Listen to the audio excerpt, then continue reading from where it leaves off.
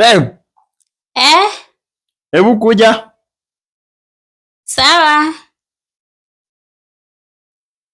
Yes babe. Ni nini inaendelea hapa? Kaa gani? Pesa ilikuwa kwa akaunti iko wapi? Iko naona ni 200 peke yake. Si babe wewe ndio ulisema nitumie wazazi pesa.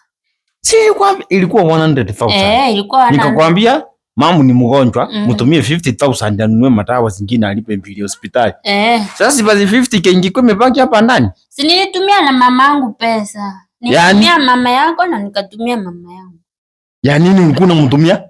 Sasa wote ni wazazi. Sasa nilitumia mama yako na mimi mamangu anafaa atumiwe pesa. Mbona nitumia mama yako peke yake na pesa ni yetu sisi wote?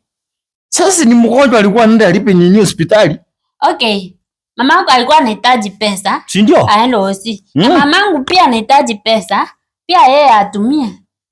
Pesa sasa ya kutumia unamtumia 50,000. Si ndio nitumia mama yako 50. Kwani kuna shida gani hapo? Hizo ni tabia gani? Tabia gani? Tuna save sisi wote. Nimetumia mama yako. Mbona mimi nisitume kwetu? Niambie ukweli, mbona nisitume kwetu? Kwani kuna shida gani hapo? Nilifanya makosa?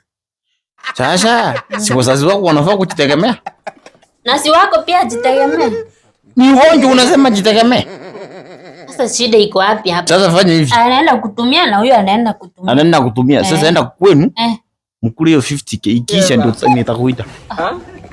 Enda tu mtumie 50k yenye ulituma.